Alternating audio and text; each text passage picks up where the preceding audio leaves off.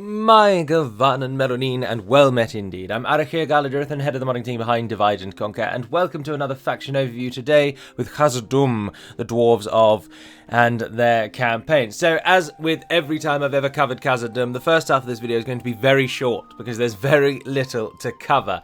So, of course, Khazad-dûm do not start as a normal faction. They are a horde nation, which means that they can start without a city. You have a set number of turns to take one before you are then completely wiped out.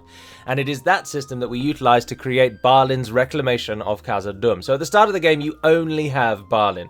You can train some Dale cavalry, and he comes with his own unique unit called Balin's Guard, which we'll talk about in the second half anyway. He's got a couple of ancillaries there, Oin and Ori. He's got a battle axe and Marzabul, the Book of, and various traits. Now, the quest line has you make your way back to Khazad-dûm and reclaim it. I won't go into masses of detail on the quest. Many people have played it, and I don't intend to go over every little point of minutiae within it.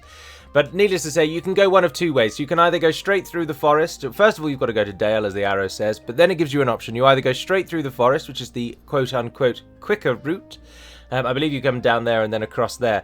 But you get attacked if you go that way, is the short answer. So going through the forest is faster, so you'll get to Khazad-dûm quicker, which means the garrison there might be a bit smaller, but you will be attacked on the way. So you've got to deal with Dol Guldur ambush attacks. Alternatively, you can go the longer way around, which takes you through Witherboard and then down through the Vale. Now that way you don't directly get attacked, but you have the option to assist the Anduin, who get attacked themselves, and you can join in on one of their battles. I believe it's at Bjorn's Halls. And if you do so, they actually heal all of your army. So that way, you'll get there with all of your troops, and maybe even a few extra troops, but it takes a lot longer to get to Khazad-dûm. Once you actually arrive at Khazad-dûm, of course, you have to fight the battle. Now, the Balrog is not present, because despite the fact that the Balrog has been fixed and now actually works in version 4.5, we did not yet edit the script to actually introduce him. So the Balrog will only attack you if you don't seek out Gandalf's assistance in Bree. There comes a point in the quest line where you've taken Khazad-dûm, and it says to send a diplomat over to Bree in order to get Gandalf's help. And if you do that, it means that the army that attacks Balin at his coronation ceremony above the Mirrormere, that will not include a Balrog. Now, if you don't go and get Gandalf's help, then the Mirrormere attack will include a Balrog. But otherwise, that is it. The Balrog, and indeed the main attack of the Khazad-dûm, when they try and take it back after you have taken it, comes with the coronation of Balin as he's standing over the Mirrormere, as I say. So it isn't upon building the Mithril Mine building or anything like that. That's about the only thing really that I wanted to go into in the script, to be honest. Once you've actually taken Khazad-dûm, of course you are at war with Moria. You're allied with the nations that you have to pass through on the way so that you don't get bad diplomatic relations. And you're also allied anyway to the dwarves of Eredluin because you're a dwarf and all dwarves are allied. You start at war with Dol Guldur and the goblins of Moria. And it's worth mentioning that your victory conditions are to hold 30 regions, including both Khazad-dûms. Khazad-dûm West is listed twice. It actually is. I've never seen that. That'll just be a typo. I can change that. So both Khazad-dûms, you need Dunlorak from Dunland, and you need Mount Gundabad, and you have to defeat the Dunlendings, the goblins, and the orcs of Gundabad. So it's rather centric to this area is your victory conditions. In terms of money making, there's absolutely no trouble with Khazad-dûm because Khazad-dûm itself is very, very wealthy, courtesy of Mithril being the most sought-after resource, thus it creates a lot of money. The only real problem in the Khazad-dûm campaign is that Moria might have quite a lot of forces coming against you by the time you actually arrive in the cities, and it can be a bit of a struggle holding on to the city, but if you can hold on to it, the campaign can be a little slow, but it is very easy. And I mention this because, well, obviously it'll be pertinent in a moment with the difficulty. Your diplomat comes, of course, from Khazad-dûm. You don't get ships, you don't get an advanced blacksmith, you get... the buildings that you get basically see the Erebor overview.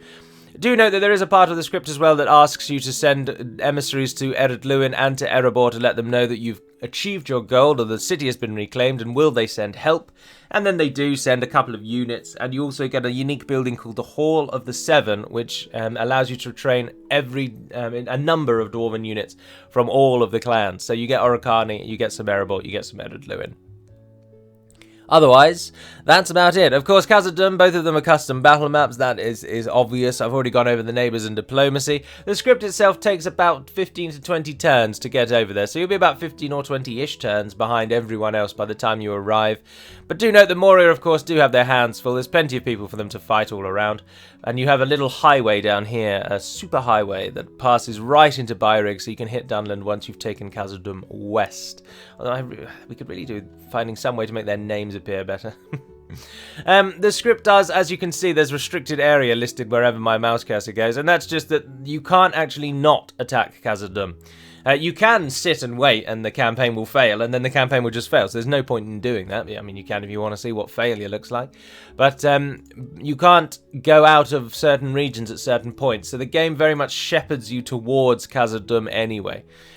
Do note that the reason that the Balrog doesn't attack you, and there'll be also some various other oddities throughout the script, and it is worth just highlighting to all of you that the Khazad-dûm script is something of Divide and Conquer's Frankenstein's monster.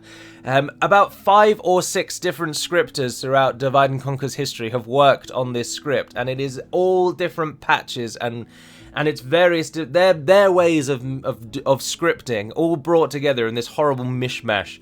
And Khazad-dûm to be sort of overhauled, or not overhauled, but just sort of polished, is on our to-do list, and it is up there with the Reunited Kingdom for version 5, as it has gone on too long now with just some real oddities throughout the script. So we do hope to try and polish that up, and certainly one of the key features in future versions will be that the Balrog will attack.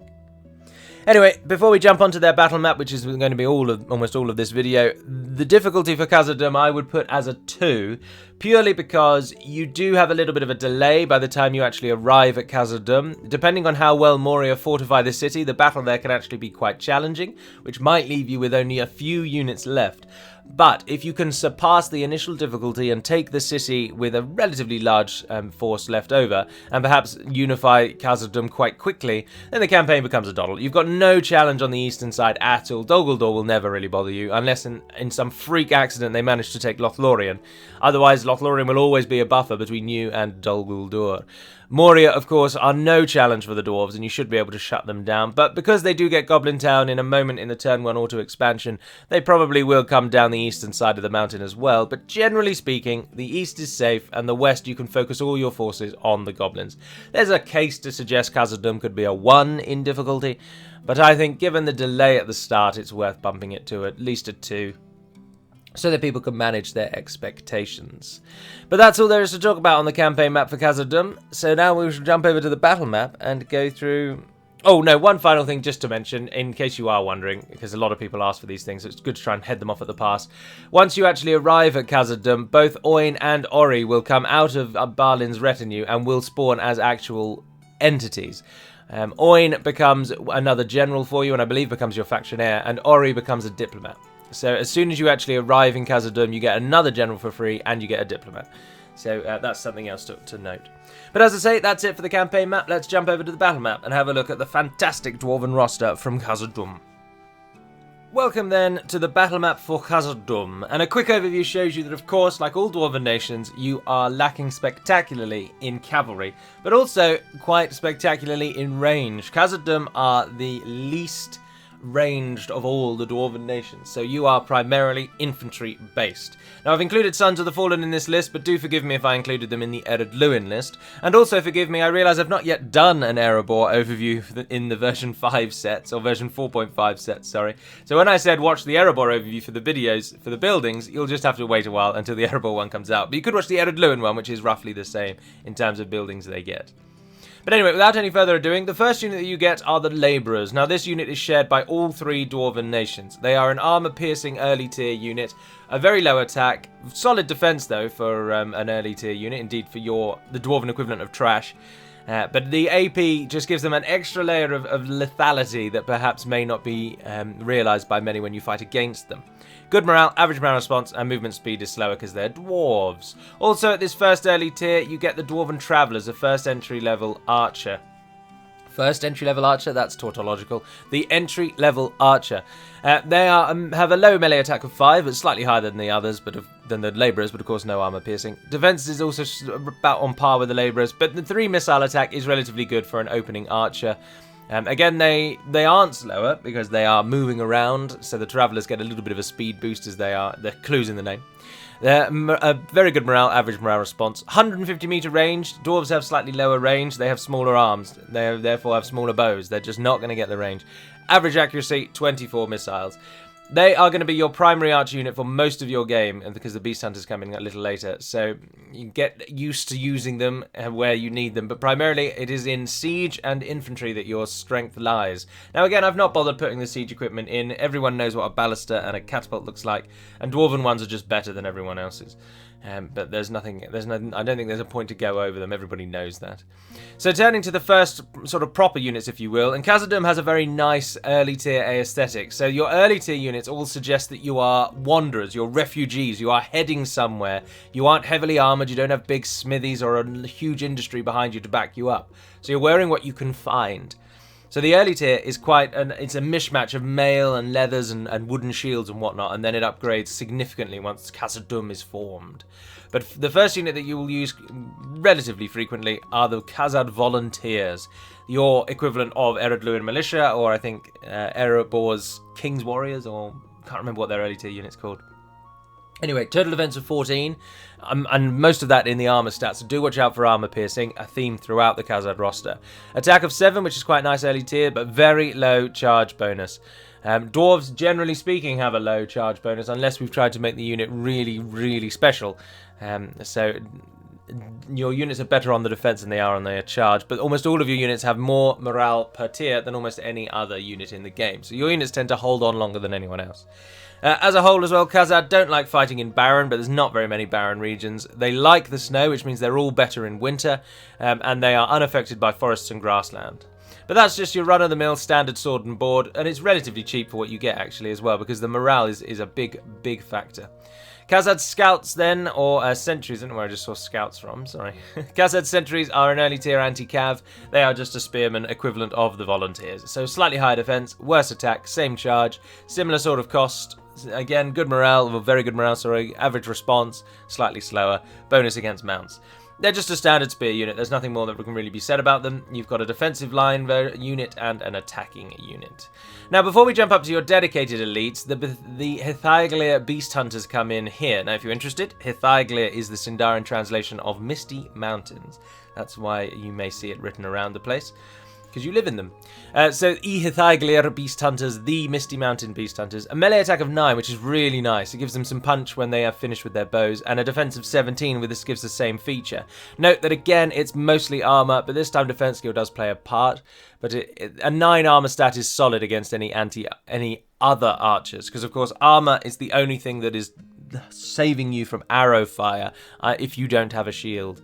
So their defense against arrows is only 9. Missile attack of 5, which is not as good as humans, nowhere near as good as elves. It is what you would expect. Dwarves, for all of their ferocity, tenacity, and notoriety as excellent warriors, are not good archers. In almost every fantasy ever written, they're not good archers, and it makes sense, because whilst you can sort of accept that they might be good warriors because they are, I don't know, inhumanly strong or something like that, you cannot get away from the fact that they are short and they cannot fire a 6-foot longbow. So their archers are always going to be worse than everyone else's. Range of 160, accuracy average 24 missiles again. So even their best archers, still not really anything to write home about, but it is your best archer, so you'll be using it and utilizing it as often as you can.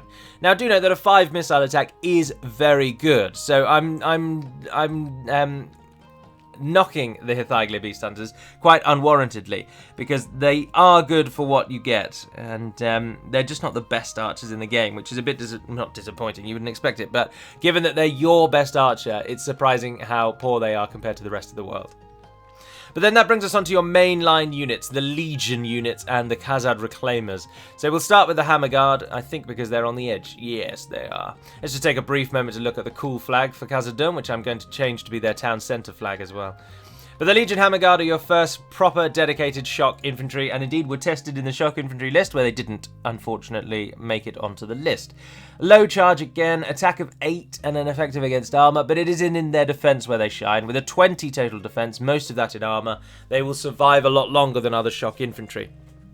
And the more that they can survive, the more that they can kill, which makes sense. That's common sense. They are slightly slower, though. They're now heavily armoured dwarves, so take a short and slow unit and put a load of steel on top of it, or whatever they wear, and it's only going to slow it down more. So not particularly fast. And they're relatively expensive now. We're getting up into the higher costs. Supporting them are the Shield Guard. Shield Guard, as the name suggests, have a shield, and they are spears, so they're the next and direct upgrade of the sentries, being anti-cavalry. Total defense of 26, which is fantastic, but a very low attack of 5, and again, a piss-poor charge, if you'll pardon my French, of only 3. They can make a shield wall, and of course they're effective against mounts, and the morale is starting to get excellent now. Again, they have that slower speed. They're just very dedicated and good units at holding the line, but they won't really kill very many things. But nothing, it will take a lot of, like Moria will struggle to kill them. So if you can get them to form your line will not break, which is very helpful. Next up, the Legion Deeping Guard. So these are the sort of equivalent of sword and board, but instead they have an axe.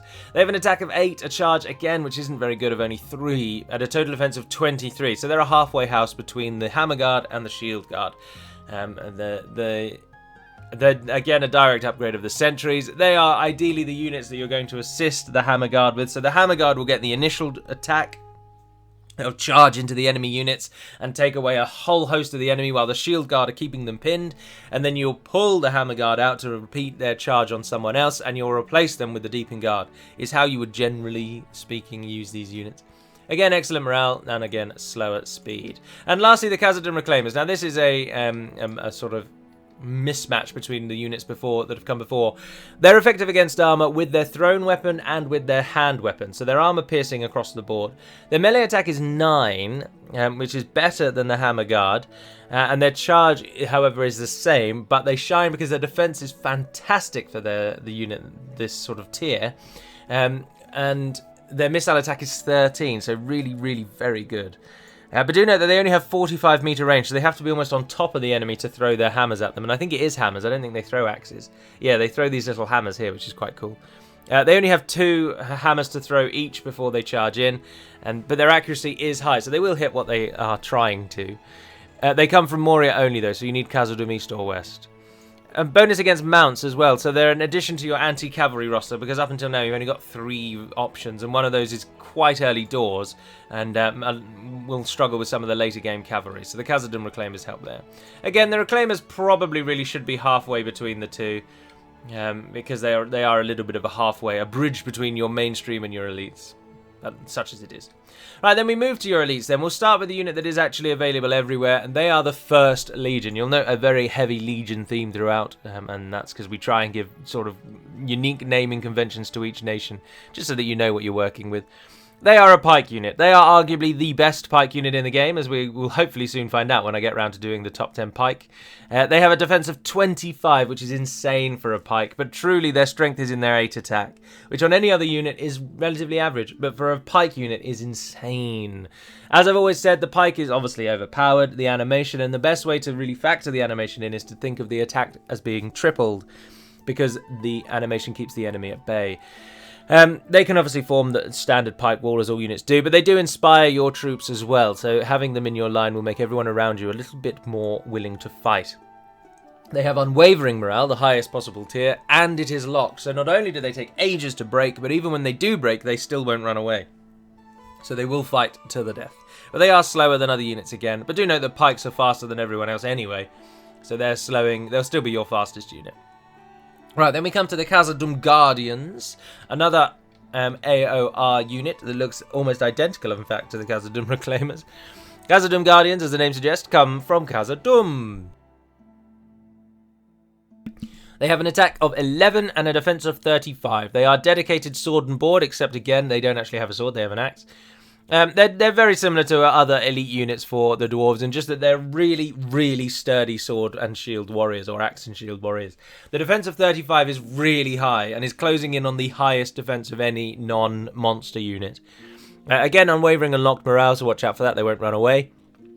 The attack could be a little better, but again, all dwarves suffer with this lower charge bonus, because they are short and they are not going to really hit into their enemy with a huge impact like a horse or something would. So that does force them to suffer a little. The charge could possibly be looked at, and I'm sure many people will now write essays in the comment section about why dwarves should have a high charge, but we need the dwarves to be bad at something, and of course they already don't get any cavalry, but lowering their charge as well helps cement them as a defensive nation. Or a defensive people is a better word for it. Right, and lastly then, Sons of the Fallen. I apologise if I covered these in the Ered Luin video. I don't think I did. But these are a mercenary unit that are available in the Misty Mountains to all the dwarves, and indeed pretty much all good nations. But they come only from the Misty Mountains. But you will likely see them in your campaign more than most because you're always in the Misty Mountains. They frighten enemy units. They can make a shield wall. They are spearmen at their core, with a high defense and a high attack. They are one of the best spear units that the game has, which is why they are often touted as a really solid warrior. Again, unwavering morale locked. They're slightly faster than other units in your army. They have a good morale response. Bonus against mounts, as you'd expect. Watch out for armor-piercing units, because over half of their defense is in armor alone. Again, low charge, but for a spear unit, an 11 attack is really very good, and that's what makes them shine. Spear units are a little bit like pikes in that the animation does help them, having some sort of reach. So spears, generally speaking, have a lower attack across the board, but primarily that is to, again, give them a defensive focus. So the Sons of the Fallen are defensive-minded, but they will actually kill things while they hold the line as well. The name comes from them being sons of the burned dwarves who died at the Battle of Azanulbizar, at the end of the War of the Dwarves and Orcs, where there were so many dead dwarves that they burned them all in a giant funeral pyre, which is very uncharacteristic for the dwarves who like to bury their dead. And it was said thereafter that anyone who was the sire of a burned dwarf was held in high esteem, for they knew then that your forefathers fell perhaps one of the dwarves' greatest battles of vengeance in the tales. So that's why they're called Sons of the Fallen. Right, then we come to your generals. We'll start with Balin's Guard, because you only get these for Balin. They did used to look a little bit different in previous versions, but I think they've been polished quite nicely. Now they fit in with the roster much better. They are an armor-piercing sword and board. Essentially, they're an armor-piercing version of Khazad-dûm Guardians. They have a slightly better defense, but they have a slightly lower attack. But they are armor-piercing. Charge is a bit better as well. They inspire your forces. Unwavering and locked morale again, so Balin will never run away. You have to tell him to leave. Good morale response and a slightly faster speed as well. There is call for them to be perhaps a little edited and changed. Maybe we'll give them axes or something in the future. I'm not really sure. But of course, Balin's Guard are one of the few that... Oh, I'm showing you the wrong bloody unit. That was the Zenith Guard. Balin's Guard are one of the few units that are unique to a specific person. The other being Aragorn, Gandalf, Elrond, and I think that's it. They're the only ones that have custom bodyguards. But, oh no, the stats were right. I was just looking at the wrong unit, yeah. So the stats, as I say, are the Khazad-dûm Guardians, but slightly buffed. And visually they look like that, but then they upgrade to look like that once you get them into an armourer or a blacksmith. But as I say, there is call to perhaps reform them and change them up a little bit so that they are a bit more unique. Because at the moment they really are just a reskinned version of Khazad-dûm Guardians. Whereas we want them to stand out, like Gil-galad's company stands out quite substantially. Aragorn's Grey Company fulfills a niche and has a role that nothing in the Northern Dunedain roster really does. And it's similar to those kinds of things. That's what we want to do. Oh, Gandalf doesn't have a unique bodyguard, does he? He just has standard Dunedain. Sauron has a unique bodyguard, and so does Saruman, and they're all really powerful units that you when you see them on the field, you know you're using a strong unit. Balin's Guard is a little less so it's due for a change. So then we come to the Zenith Guard. As we say, this is your dedicated bodyguard, looking much like the rest of your roster. They have an attack of 10 and a defense of 34, and again are basically just a slightly buffed version, or slightly worse version, depending on how you look at it, of the Khazad-dûm Guardians. Again, they have locked morale, so your generals will never run away unless you tell them to. Which means if you're in a battle where your army is sure to die, your general will die if you have no more retreats left. So that's something you've got to watch out for. Otherwise, they're relatively small unit size. They have nothing else that makes them shine. They are good stats. They are a good, very good early tier unit. They'll do a lot of damage in the beginning of the game, but they do lose something toward the end of the game when their low numbers mean that they don't really have the punching power of the Guardians, for example. And do note that Balin's unit maintains the same sort of visual change that your lower tier units have. So at the start, he's just made up of whatever elites he can cobble together, and there's a definite Dragon Slayer vibe throughout the roster. But then afterwards, he upgrades to look like the rest of his roster. You get that visual change that your nation has finally found its home and is now setting up for its future. So there we are, that's Khazad-dûm's roster. Again, Khazad-dûm, like Ered-Luin, and indeed like Erebor when we come to them, unfortunately do have a relatively small roster size compared to certain other factions, but primarily that's just because you don't get cavalry. It is, however, worth noting, of course, that you do get mercenary cavalry, and as was shown in the first half of this video, Balin can train Dale cavalry straight away from Erebor, and as you move into the Anduin Vale, you get a unit of Anduin cavalry you can train as mercenaries as well. So cavalry is available to you, but just not through the standard channels. You've got to find it somewhere else. Now, in playing Who Are We Up Against next week, it is fairly evident to anybody who has played as this faction, because you'll know what is raining down upon our units at the moment. And I thought it was most fitting to do this faction next because we've just done Khazad-dûm. I don't think there really needs any more time wasting on who we're up against, because everybody should know by now that the Flame Wrangler is a unit solely available to the goblins of Moria. And that is who we are up against.